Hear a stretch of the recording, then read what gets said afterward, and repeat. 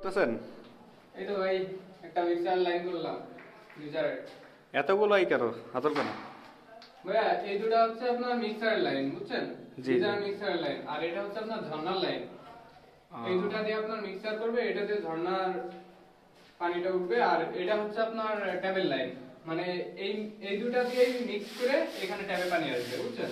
এটা কোনো মিক্সার লাগবে না? না না, এতে কোনো মিক্সার লাগবে না। মিক্সার ছাড়া কিভাবে করলেন? ভাইয়া এটা হচ্ছে, আপনি যদি এই চাবিটা অফ রাখেন, তাহলে যদি এই দুইটা চাবি আপনি অন করেন, জি, তাহলে জি। আপনার পানিটা মিলে যাচ্ছে। এবং তখন যদি আপনি এটা অন করেন, তাহলে আপনার পানিটা কিন্তু আসতেছে, মিক্সারের যে গরম পানি এবং ঠান্ডা পানি মিক্স হয়ে কিন্তু আসতেছে। এবং এখানে দেখেন আমরা ক্রোস্টি দিয়ে কাজটা করছি। তো ক্রোস্টি দিয়ে না? এই কাজের জন্য ক্রোস্টি অবশ্যই দরকার।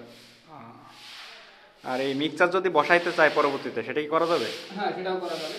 এখানে এখানে সেই লাইনও করা আছে। মিক্সারের মাপ দিয়ে আছে? হ্যাঁ, মিক্সারের মাপও দেওয়া আছে। আর উপরে আপনারা দেখতে পাচ্ছেন যে এটা হচ্ছে ঠান্ডা পানির লাইন, জি। এবং এটা হচ্ছে আপনার ঝর্ণার লাইন, এবং এটা হচ্ছে আপনার গরম পানির লাইন, যেটা গিজারের থেকে আসবে সেই লাইনটা। তো এটা অ্যাঙ্গেল দিয়ে এসির মতো যেভাবে করে গিজারটা রাখে, যেহেতু হল পাত নাই, সেহেতু এইভাবে করা হয়েছে। কালচার নেই। জি জি।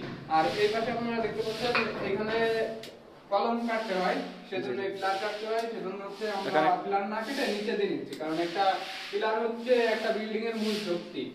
এখন যদি আমরা পিলারে একটা দাগও পড়ে, একটা কোচও পড়ে গ্রাইন্ডার মেশিনে, তাহলে বিল্ডিংটা অনেকটা ক্ষতি হতে পারে। তো সেজন্য আমরা ফ্লোর যে লাইনটা নিচ্ছি, যেহেতু আমার টাইলস হবে 1 থেকে 1.5 ইঞ্চি উঁচু হবে, তো আমাদের সেখানে ত্রিপুরে একটা পাইপ দিলে খুব একটা সমস্যা হবে না। তো সেই ক্ষেত্রে আমরা এখানে লোডাউনের একটা প্লাস রাখছি, সেটা হচ্ছে এই নিচের দিন, আর ওই পাশে আমাদের ইন পানিটা আছে। বুঝতে পারছি। আর এখানে একটা ট্যাপ রাখা হয়েছে না? জি জি, ওখানে একটা ট্যাপ রাখা হয়েছে। তাহলে এই যে লাইনটা এটা ফরওয়ার্ড দিয়ে নেওয়ার কারণ হচ্ছে হলো এই জায়গায় একটা প্লার আছে।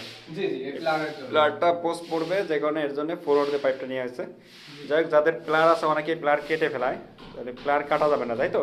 জি জি, প্লারটা কাটলে আপনার বিল্ডিং এর অর্ধেক শক্তিটাই নষ্ট হয়ে যাবে। যখন একটা ভূমিকম্প হবে, ওই যে যেখানে আপনি কাটবেন ওইখান থেকেই আগে ফেটে যাবে। বুঝছি। যাক, একটা ভালো পরামর্শ। এই সিস্টেমে কাজগুলো করতে পারেন যাদের প্লার আছে। দেখেন ফলোয়ার দিয়ে নিচ্ছে। যাই হোক, ভিডিওটা কেমন লাগলো আপনারা জানাবেন, লাইক কমেন্ট করবেন, শেয়ার করবেন।